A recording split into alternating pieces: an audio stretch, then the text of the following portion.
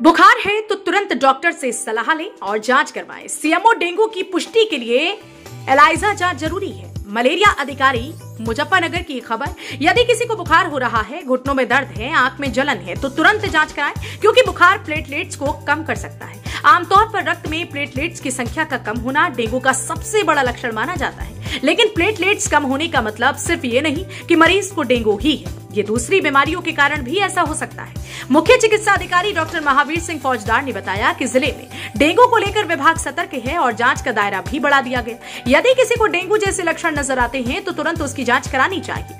आम जनमानस में प्लेटलेट्स को लेकर बड़ा भ्रम है। प्लेटलेट्स कम होते ही लोग इसे डेंगू समझ लेते हैं, लेकिन वास्तविकता में ऐसा नहीं है। टाइफाइड, बुखार व अन्य कई बीमारियां ऐसी होती हैं जिनमें प्लेटलेट्स घट जाती हैं। ऐसे में जरूरत है कि बुखार आने पर तुरंत जांच करवाएं और चिकित्सक के परामर्श अनुसार ही दवा लें। डेंगू की पुष्टि के लिए एलाइजा टेस्ट जरूरी है। जिला मलेरिया अधिकारी अलका सिंह ने बताया कि जनपद में अब तक 48 डेंगू के केस सामने आए हैं। सभी का इलाज चल रहा है। डेंगू की पुष्टि के लिए एलाइजा जांच जरूरी है। बगैर एलाइजा जांच कराए किसी भी मरीज को डेंगू से पीड़ित घोषित नहीं करना चाहिए। इस संबंध में जिले के सभी सरकारी व निजी चिकित्सालयों को निर्देश भी दिए गए। साथ ही कहा गया कि एलाइजा जांच में डेंगू की पुष्टि होने पर संबंधित मरीज का संपूर्ण विवरण सीएमओ कार्यालय में उपलब्ध कराया जाए।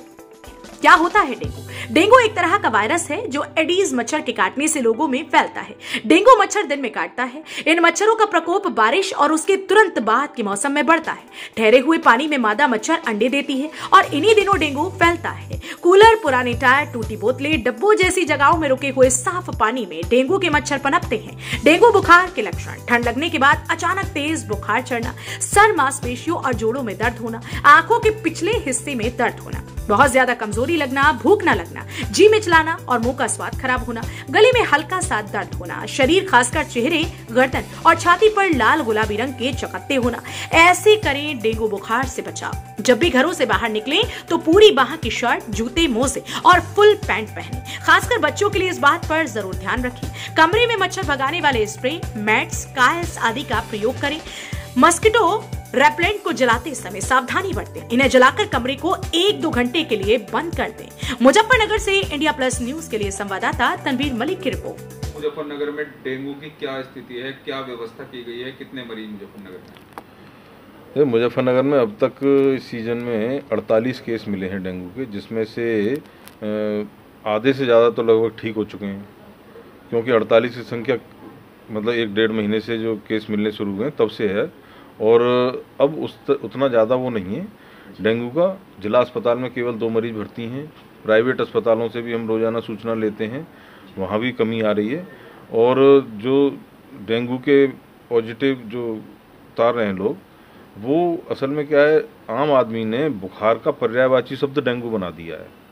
वो हर बुखार को डेंगू कहते हैं। तो मेरी तो ये सलाह है, और मैं यही कहा भी हर बार कि अगर बुखार होता है तो किसी योग्य चिकित्सक से सलाह लें और बुखार की जांच जरूर कराएं कि वो बुखार वायरल है, मलेरिया है, टाइफाइड है, क्या है। सर, बुढ़ाना क्षेत्र में बुखार का प्रकोप चल रहा है, जिससे कई मौत भी हो चुकी है।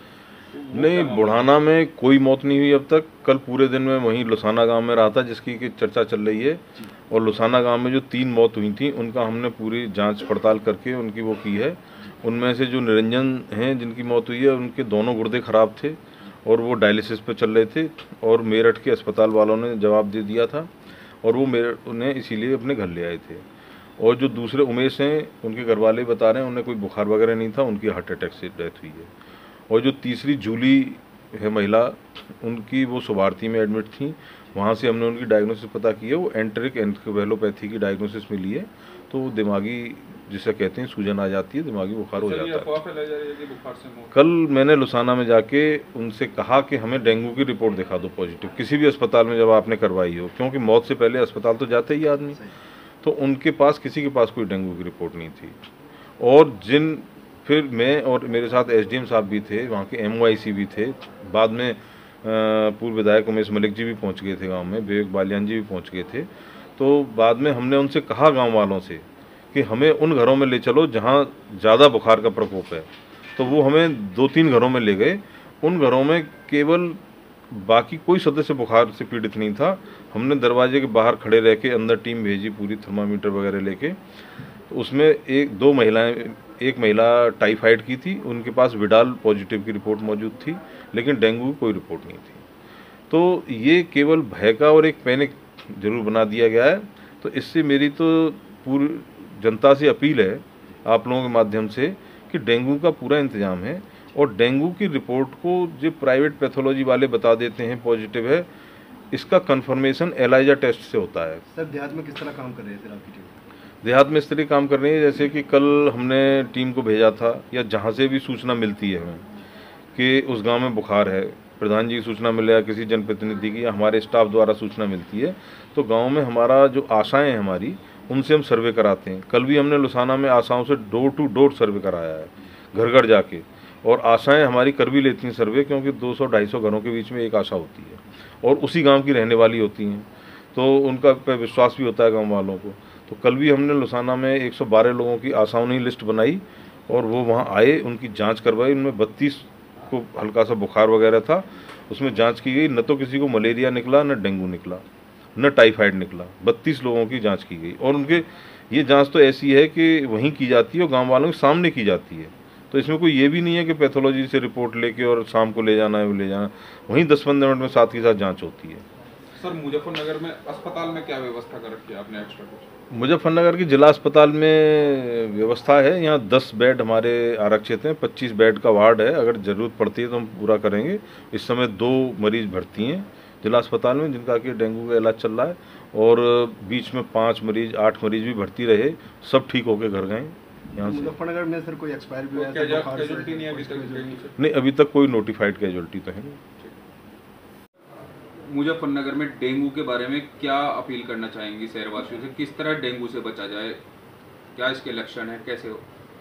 देखिए, इस समय जो एनवायरनमेंट वातावरण चल रहा है उसमें मच्छरों के घनत्व में वृद्धि तो हुई है। उसमें सभी मच्छर डेंगू या मलेरिया फैला रहे हैं ऐसा नहीं है।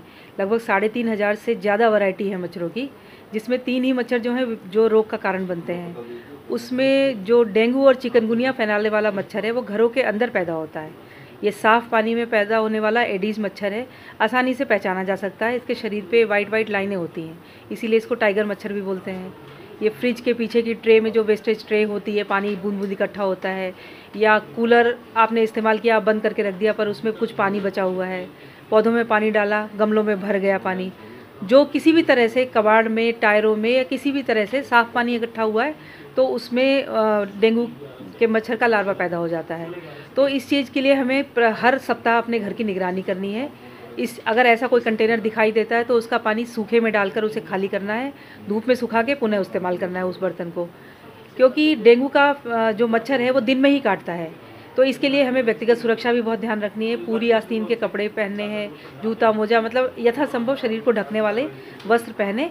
दिन में काटता है तो मॉस्किटो रेपेलेंट भी आप अपने आसपास जो कमरों में लगा कर रखें, और अपने कार्यालय की, विद्यालय की, प्रतिष्ठानों की नियमित निगरानी करते रहें, क्योंकि हम अधिकांश समय यहीं पर बिताते हैं। पोस्ट भी वायरल हो रही है कि 2 फीट से ऊपर नहीं उड़ सकता है, इसमें कितनी सच्चाई? नहीं, ऐसा नहीं है। आजकल तो साधन इतने हैं, लिफ्ट वगैरह है, मल्टी स्टोरी बिल्डिंग्स में आपके साथ साथ मच्छर भी ऊपर जा सकता है।